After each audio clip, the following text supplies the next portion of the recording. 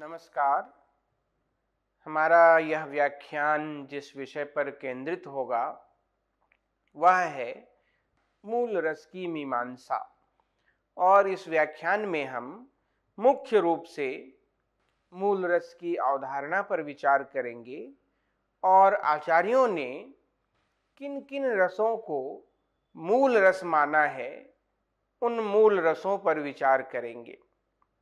यह प्रतिपादित किया है आचार्यों ने अपने विचार क्रम में कि मूलतः रस एक ही हैं और स्थायी भाव की भिन्नता के कारण उसी से नाना रसों का उदय होता है। अब इसको हम यदि स्वीकार कर लें तो विचार करने का प्रश्न यह है कि वह मूल रस कौन सा है, प्रकृति रस कौन सा है जिसकी विकृति नाना रसों के द्वारा उपस्थित की जाती है। एक रस है जिससे ही सारे रस स्थायी भावों की भिन्नता के कारण उपस्थित होते हैं, पर प्रश्न तो फिर भी यह उपस्थित होता है कि वह एक रस, मूल रस, प्रकृति रस कौन सा है। इस प्रश्न के उत्तर में आचार्यों की भिन्न भिन्न सम्मतियां हैं, भिन्न भिन्न विचार हैं और उनके अपने अपने तर्क हैं। इस व्याख्यान में अभी हम उन विचारों को और उन तर्कों को जानेंगे। किसी रस को एकमात्र रस या मूल रस मानने की परंपरा है। भोजराज ने अहंकार या अभिमान को सभी रसों का मूल माना है और उसी को श्रृंगार कहा है।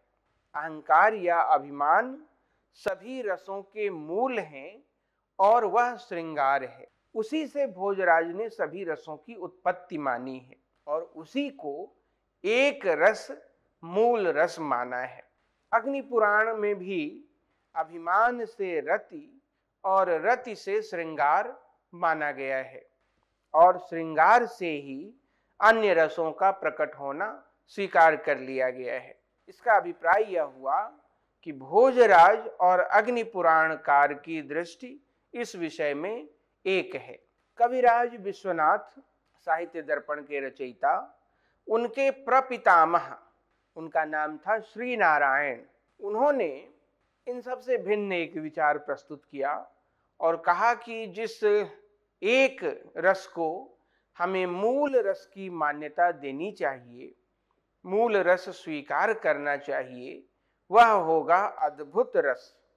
उन्होंने अद्भुत रस को ही सर्वप्रधान माना। उसका कहना था कि सब रसों में सार तत्व, केंद्रीय तत्व, सारभूत तत्व चमत्कार या विस्मय है, इसलिए सब रसों का मूल अद्भुत ही है। सारे रस चमत्कृत करते हैं क्योंकि आनंदोपलब्धि अलौकिक है, अलौकिकता चमत्कार का विषय है। तो चूंकि सारे रस उनका सार तत्व चमत्कार है, विस्मय है, इसलिए मूल रस अद्भुत रस कहलाएगा। यह विश्वनाथ के प्रपितामह श्री नारायण का मत है। भवभूति ने, जो उत्तर रामचरितम के रचयिता हैं, उस उत्तर रामचरित में करुण रस को मूल रस माना है।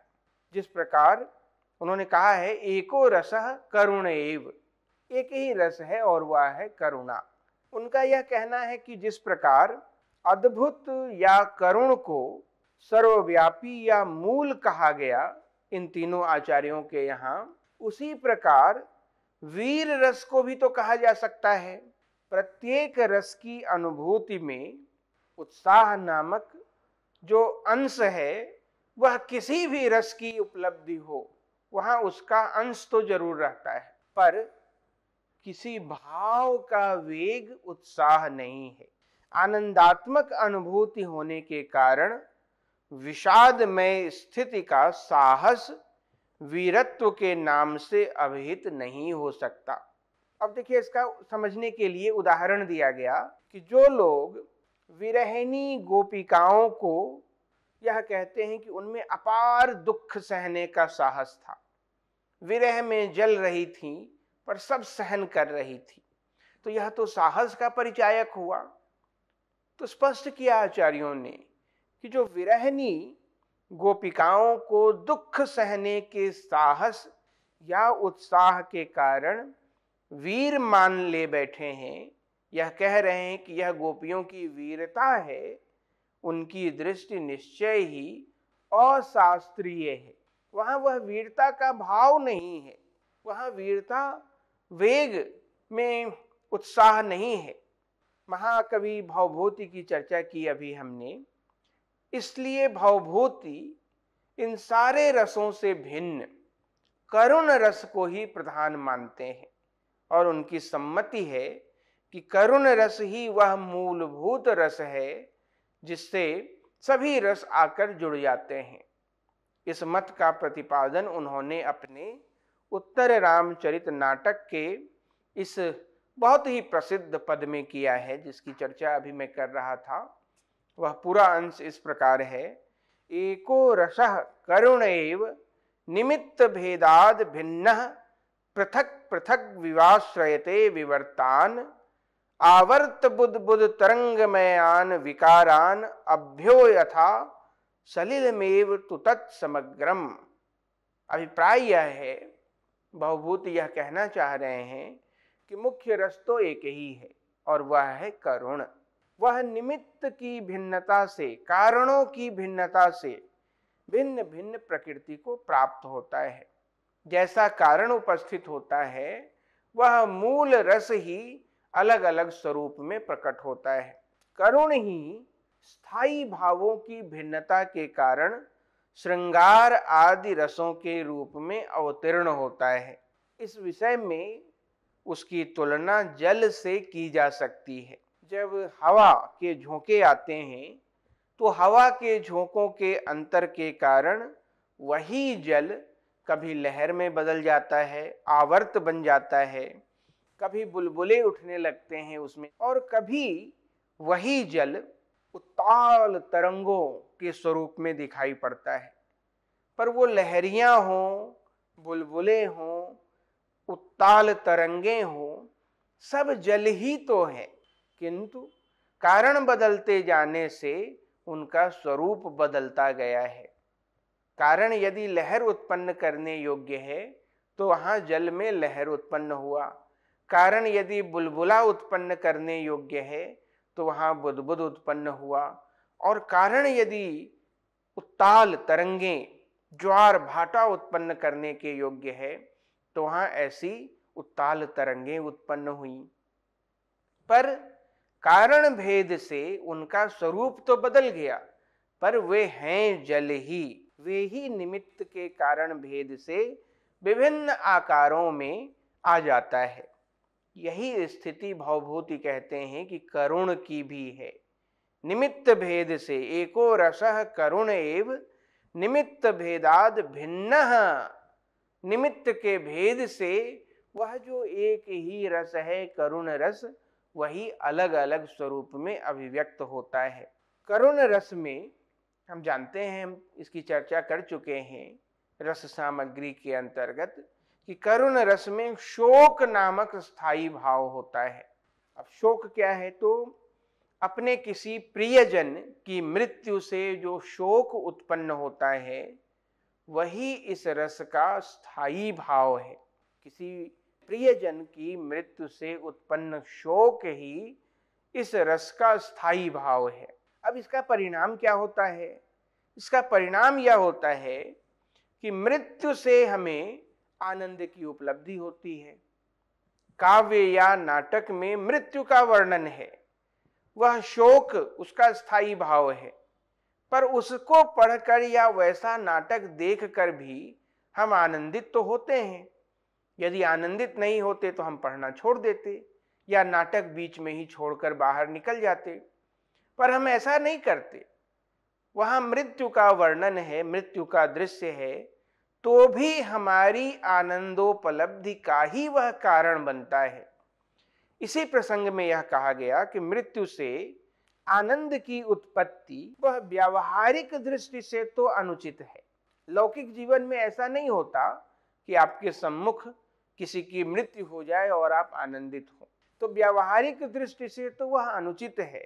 लोक व्यवहार के विरुद्ध है, इसलिए काव्य में उससे पढ़कर हमें आनंद मिल रहा है।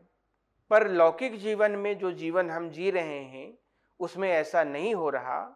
इस बाधा को आचार्यों ने बड़ी सूक्ष्मता से इस पर विचार किया है कि ऐसा क्यों है, क्योंकि ऐसा दिख नहीं रहा है। व्यवहारिक जीवन में तो कुछ और हो रहा है, पर काव्य नाटक आदि के क्षेत्र में, रसानुभूति के क्षेत्र में कुछ और घटित हो रहा है।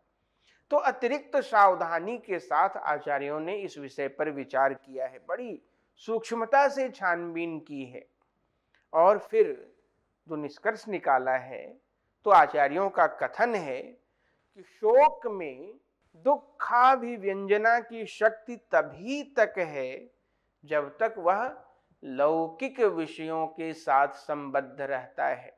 शोक हमें तभी दुखी करता है, दुख की व्यंजना करता है, जब तक वह लौकिक विषयों से जुड़ा हुआ है।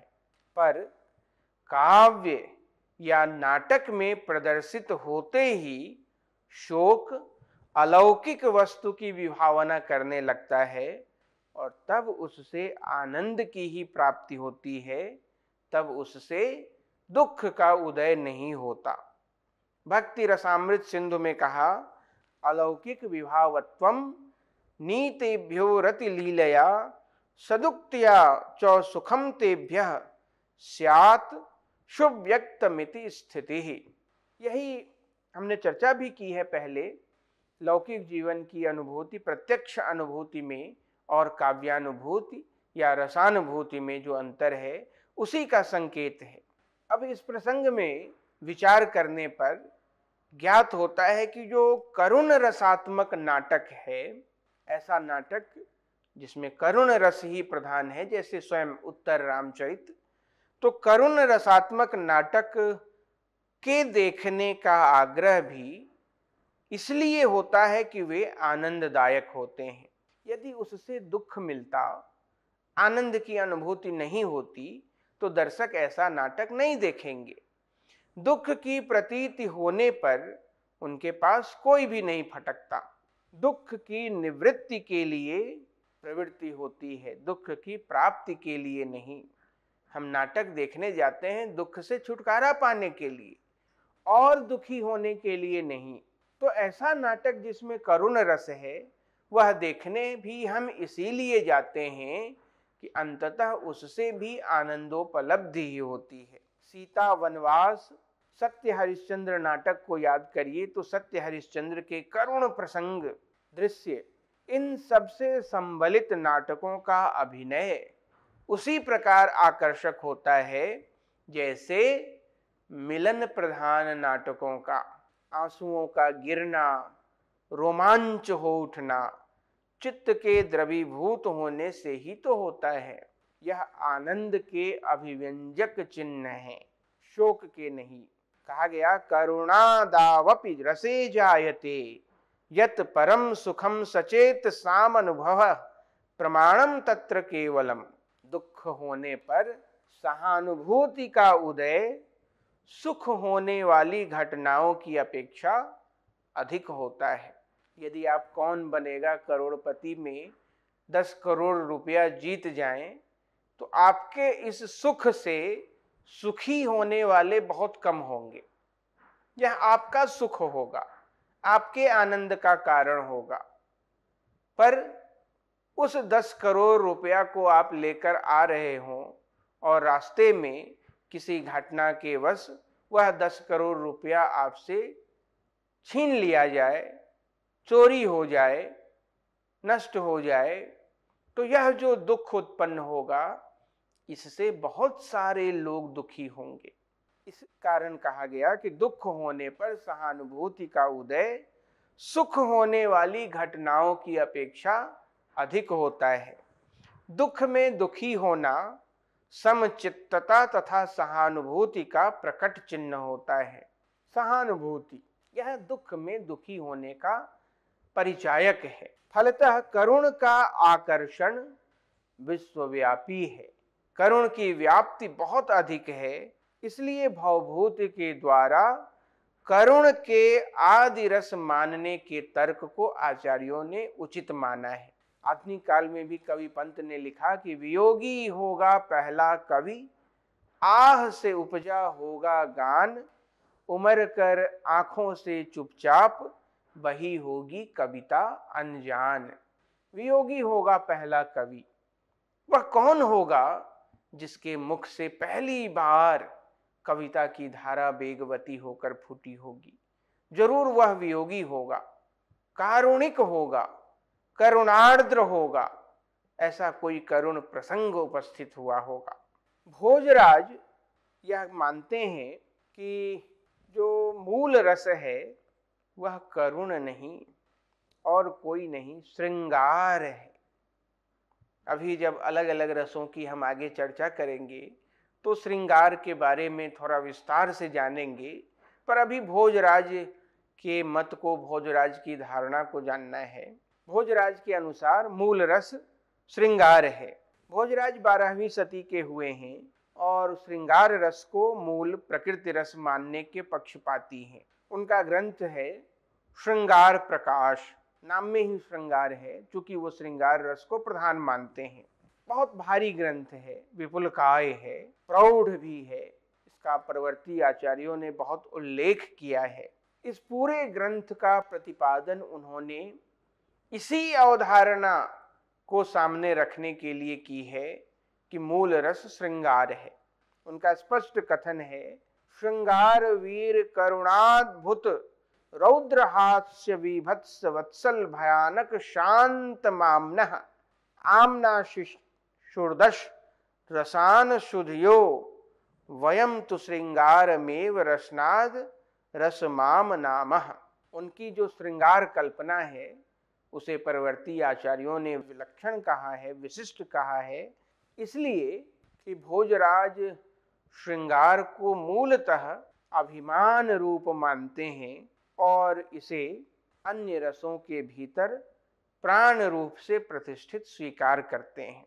नारायण पंडित, जिसकी थोड़ी चर्चा अभी हमने की थी, उनके हिसाब से जिस एक रस को मूल रस माना जा सकता है वह है आश्चर्य रस।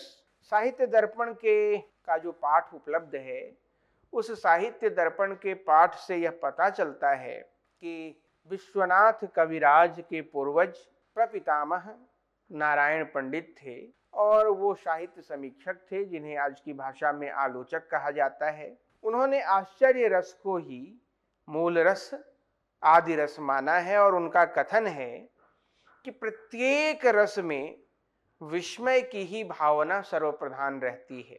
जब तक काव्य में विस्मय की बात सामने नहीं आती तब तक वह श्रोताओं तथा दृष्टाओं के चित्त को अपनी ओर आकर्षित नहीं करता।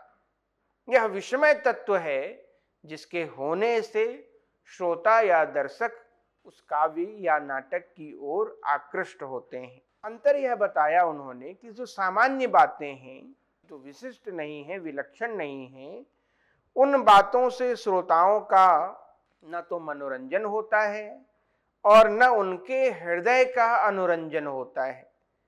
इसलिए असामान्य बातें काव्य में होनी ही चाहिए और इसीलिए आश्चर्य को मूल रस माना जाना चाहिए। क्या कहा जा रहा है कि सामान्य बातों से न तो मनोरंजन होता है और न ही हृदय को परितोष मिलता है, हृदय का अनुरंजन होता है, न तो आनंद मिलता है। इसलिए कैसी बातें होनी चाहिए काव्य में? सामान्य नहीं, असामान्य, विशिष्ट। और वह असामान्य बातें कहाँ से आएंगी? तो जो मूल रस वो बता रहे हैं, विस्मय तत्व के आधार पर, आश्चर्य तत्व के आधार पर, अद्भुत तत्व, वो उसके होने से ही सामान्य विशिष्ट होगा, असामान्य होगा। और इस आधार पर नारायण पंडित ने यह कहा कि आश्चर्य को ही मूल रस माना जाना चाहिए। उनके इस मत को मानकर ही शक्तिभद्र ने एक राम कथा लिखी और उस राम कथा में आश्चर्य रस से समन्वित उसका नाम दिया है। इसीलिए उन्होंने, शक्तिभद्र ने जो राम कथा लिखी उसका नाम ही रखा आश्चर्य चूड़ामणि। है वह राम की कथा, पर उसका नाम रामायण नहीं है, वह राम कथा नाम से नहीं है। यदि केवल इस नाम को बताया जाए तो यह अनुमान लगाना कठिन हो जाएगा कि उसमें राम कथा है, पर नाम उन्होंने रखा इस कारण से, इस दृष्टि से ही आश्चर्य चूड़ामणि। बहुत प्रौढ़ रचना है। और बाद के आचार्य धर्मदत्त ने नारायण के द्वारा अद्भुत रस की मान्यता की बात अपने ग्रंथ में भी लिखी है। कहा है, रसे सारस चमत्कार सर्वत्राप्य अनुभूयते, तच्चमत्कार सारत्वे सर्वत्राप्यद भूतो रसः, तस्माद् अद्भुतमेवाह कृति नारायणो रसम। भक्ति काल में रूप गोस्वामी ने मधुर रस को मूल रस की मान्यता प्रदान की। यह जो मत है कि मधुर रस ही मूल रस है, मूलतः गौड़ीय वैष्णवों की धारणा है। और जिन गौड़ीय वैष्णवों ने चैतन्य द्वारा प्रचारित मत और उनके उपासना पद्धति, उपासना सिद्धांत को अपने सिद्धांत का सारभूत तत्व माना है, चैतन्य प्रतिपादित उपासना सिद्धांत, यह गौड़ीय वैष्णवों का मत है। और इस मत में जो कहा गया है वो यह है कि आराध्यो भगवान ब्रजेश तनयस्तद्धाम वृंदावनम, रम्या काचिद उपासना ब्रज वधु गर्वेण या कल्पिता, शास्त्रम भागवतम प्रमाणममलम प्रेमापुमर्थो महान, श्री चैतन्य महाप्रभोर मतमिदम तत्रावरो नः परः। जो कुछ कहा जा रहा है इन पंक्तियों के माध्यम से, उसमें यह है कि जो वृंदावन की गोपियां हैं, उन गोपियों की उपासना ही आदर्श उपासना है, वही असल उपासना है। वे भगवान आनंद कंद श्री कृष्ण की परम उपासिका हैं। भगवान में उनकी स्वाभाविक रति है, उनकी अटूट श्रद्धा और नैसर्गिक रति श्री कृष्ण के चरणारविंद की सेवा में है। और इसी कारण से उनके इस अटूट सेवा और रति, जो श्री कृष्ण के चरणों की रति है, निष्काम रति है, इसीलिए उनके हृदय में शुद्ध भक्ति का उदय हुआ। यही इस मत की आदर्श उपासना है। इनके मत में श्री कृष्ण के प्रति रति ही इस रस का स्थायी भाव है। वह स्थायी भाव अपने उचित विभाव आदि के द्वारा पुष्ट होने पर मधुर रस के नाम से विख्यात होता है। स्थायी भाव हुआ सबके प्रति नहीं, देवताओं के प्रति नहीं, केवल श्री कृष्ण विषयक रति, यह स्थायी भाव है। और उस स्थायी भाव से जिस रस की परिपुष्टि होती है वह मधुर रस है। इनकी धारणा है कि यह आदिभूत रस है और इसी की विकृतियां श्रृंगारादि अन्य रस हैं। रूप गोस्वामी ने अपनी यह जो धारणा है इसका प्रतिपादन पहले तो भक्ति रसामृत सिंधु नामक अपने ग्रंथ में किया और फिर उज्ज्वल नीलमणि नामक ग्रंथ में बड़े विस्तार से इसकी चर्चा की है। आचार्यों के जो चली आती हुई धारणा थी, रूप गोस्वामी ने चेष्टा की है कि उनका भी कुछ समन्वय यहाँ उपस्थित किया जाए। कश्मीर परंपरा के जो आचार्य काव्यशास्त्री रहे हैं, उन्होंने देव विषयक रति को भाव ही माना है, देव विषयक रति को रस नहीं माना, उसे वे रसकोटि में निविष्ट नहीं मानते। मम्मट के प्रसंग में हमने यह चर्चा की है। मम्मट कहते हैं, रतिर्देवादि विषया व्यभिचारी तथांजितः भाव प्रोक्तः। वह केवल भाव प्रोक्त है, उसे भाव कहा जा सकता है। यह जो धारणा थी कश्मीरी परंपरा के आचार्यों की, इस मत से भी यहाँ विरोध नहीं है। श्री रूप गोस्वामी का तर्क यह है कि मधुर रस में श्री कृष्ण विषयक रति ही स्थायी भाव है, देव विषयक रति नहीं। क्योंकि श्री कृष्ण तो स्वयं भगवान है। भागवत में कहा, कृष्णस्तु भगवान स्वयं। अतः भगवान के विषय में किया गया प्रेम ही भक्ति रस में परिणत होता है। देव विषयक रति में यह कहा कि इतनी स्थायिता नहीं है कि वह रसमयी प्रौढ़ि को प्राप्त कर सके, इसी कारण से उसे हीन होना ही चाहिए। अतः देव विषया रति तो भाव मात्र है, परंतु भगवद विषया रति स्थायी भाव है, और इस स्थायी भाव से प्रबुद्ध होने वाला रस मधुर रस के नाम से विख्यात है। यही मूल रस है। इस विषय में आलोचकों की यही मीमांसा है कि यह शुद्ध साहित्यिक रस नहीं है, प्रत्युत साहित्य के क्षेत्र में धर्म के प्रवेश से जायमान यह एक कल्पना है। कवि कर्णपुर प्रेम रस की बात सामने रखते हैं। रति में प्रेम का महत्व असंदिग्ध है। कवि कर्णपुर कहते हैं कि समुद्र में जैसे तरंगें उठती हैं, वैसे ही सभी रस और भाव प्रेम में ही उन्मीलित और निमीलित होते हैं। भारतेंदु हरिश्चंद्र का यदि हम उदाहरण लें इस प्रसंग में, तो यह बात अधिक स्पष्ट होगी। कहते हैं वो, जिहि लहि फिर कछु लहन की, आस न चित में होय, जयति जगत पावन करन, प्रेम बरण यह दोय। डरै सदा चाहे न कछु, सहै सबय जो होय, रहै एक रस चाहि कै, प्रेम बखाने सोय। श्रृंगारिक जो प्रेम है, उस श्रृंगारिक प्रेम को अनुराग, अपने परिवारी जनों से हमारा जो प्रेम है उसको सौहार्द्र, बड़ों के प्रति जो छोटों का प्रेम है उसे भक्ति, छोटों के प्रति जो बड़ों का प्रेम है उसे वात्सल्य, और विकल होकर जो प्रेम किया जाता है उसे कार्पण्य कहा गया। इस दृष्टि से प्रेम के 5 प्रकार बताए गए। अभिनवगुप्त शांत रस की अवधारणा करते हैं।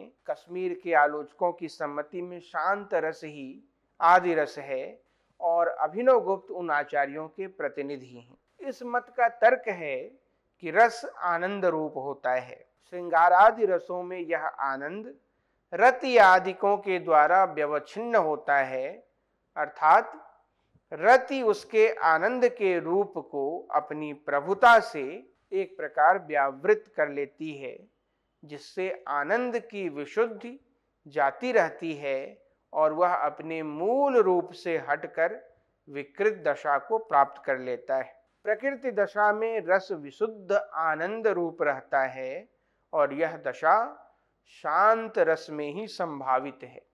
इसलिए कहा गया कि शांत रस का जो स्थायी भाव है वह है शम।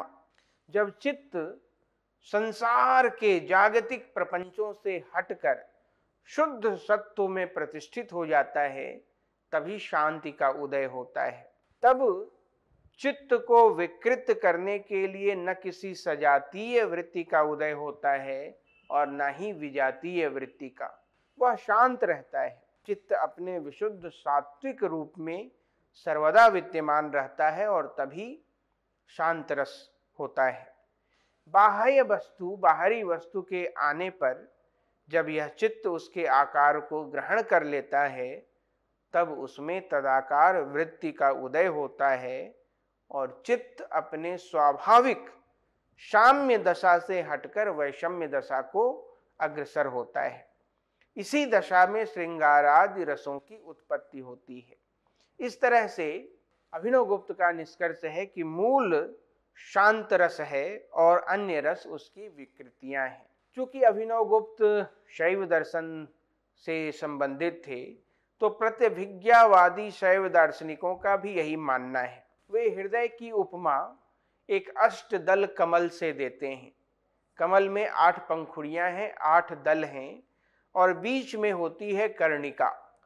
उसी प्रकार रति, शोक, हास आदि 8 स्थायी भावों का उदय हृदय में होता है और हृदय के केंद्र या कर्णिका में विद्यमान रहता है शांत रस। तो मध्य में शांत रस है और कमल के 8 पंखुड़ियों अष्टदल की तरह ये 8 अलग अलग स्थायी भाव रहते हैं। अपने विशिष्ट निमित्त को लेकर ये श्रृंगारादि रस उसी मूलभूत रस से उत्पन्न हुआ करते हैं। जैसे पंखुड़ियां अपनी कर्णिका से जुड़ी हैं, उसी तरह ये 8 रस मूल शांत रस से जुड़ी होती हैं। इन जो शैव दार्शनिक आचार्य हैं, इन दार्शनिकों का यही सिद्धांत है। भरत मुनि के एक प्रसिद्ध श्लोक है, उसकी व्याख्या करते हुए अभिनवगुप्त ने अपने इस मत की पुष्टि की है, इस मत का उत्थान दिखाया है। वह श्लोक है नाट्यशास्त्र का, स्वम स्वम निमित्तमादाय शांताद भावः प्रवर्तते पुनर्निमित्तवापाये च शांत एवो पलीयते। इस तरह से अपने आज के इस व्याख्यान में हमने विभिन्न रसों में से अलग अलग आचार्यों ने किस रस को मूल रस माना है, इसे जानने समझने की चेष्टा की। धन्यवाद।